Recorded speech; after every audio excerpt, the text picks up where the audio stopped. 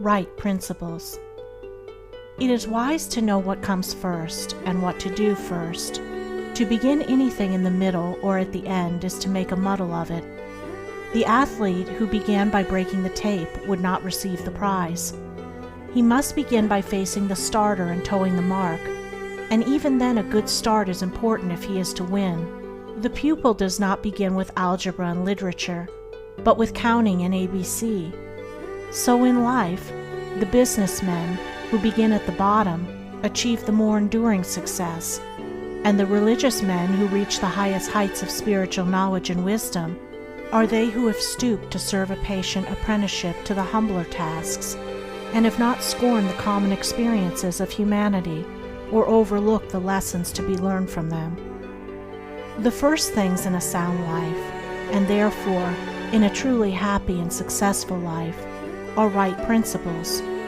Without right principles to begin with, there will be wrong practices to follow with, and a bungled and wretched life to end with. All the infinite variety of calculations which tabulate the commerce and science of the world come out of 10 figures.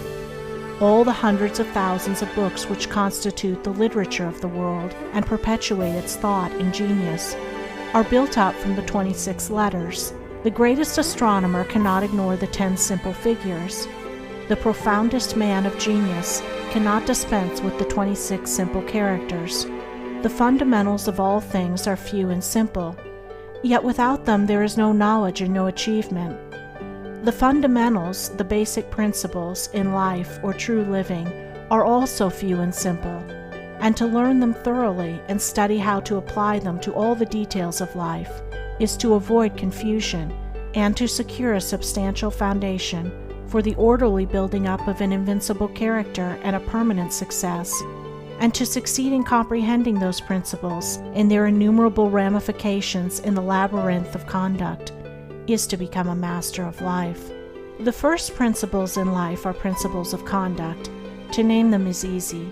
As mere words they are on all men's lips, but as fixed sources of action, admitting of no compromise, few have learned them. In this short talk I will deal with 5 only of these principles. These 5 are amongst the simplest of the root principles of life, but they are also those that come nearest to the everyday life, for they touch the artisan, the businessman, the householder, the citizen at every point. No one of them can be dispensed with but at severe cost, and he who perfects himself in their application will rise superior to many of the troubles and failures of life, and will come into these springs and currents of thought which flow harmoniously toward the regions of enduring success. The first of these principles is duty. A much hackneyed word, I know, but it contains a rare jewel for him who will seek it by assiduous application.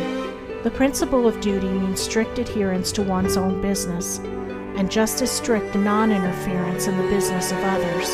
The man who is continually instructing others, gratis, how to manage their affairs, is the one who most mismanages his own. Duty also means undivided attention to the matter at hand, intelligent concentration of the mind on the work to be done.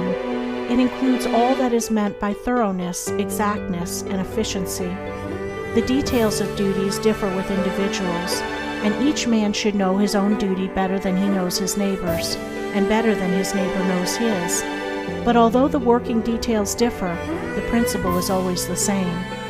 Who has mastered the demands of duty? Honesty is the next principle.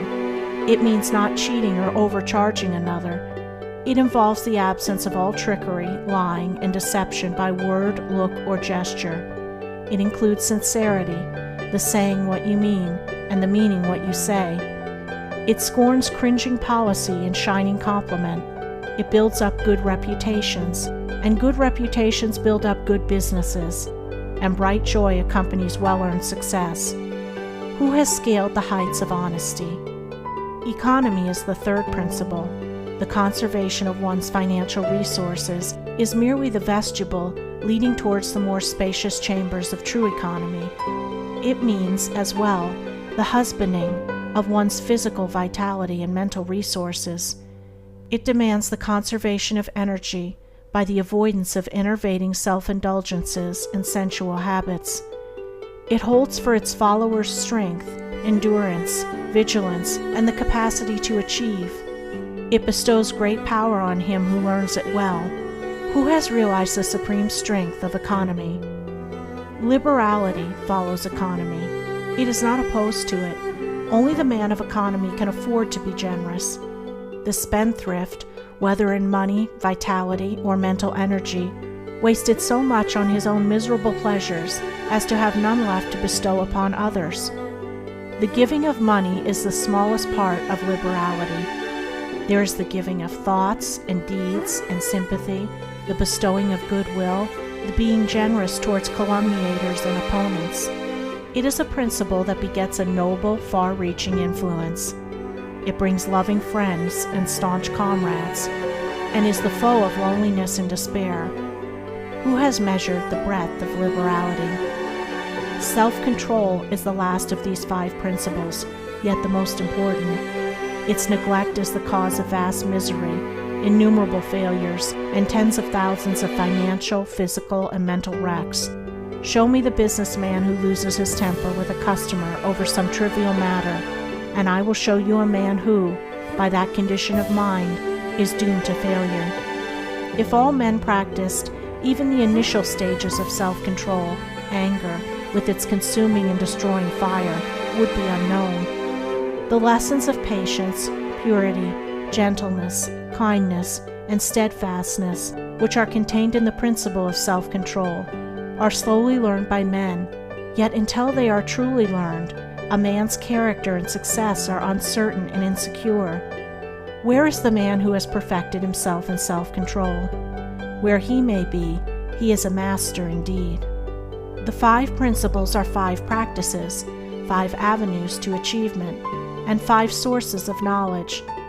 It is an old saying and a good rule that practice makes perfect, and he who would make his own wisdom, which is inherent in those principles, must not merely have them on his lips, they must be established in his heart. To know them and receive what they alone can bring, he must do them, and give them out in his actions. End of Chapter 1. Recording by Andrea Fiore.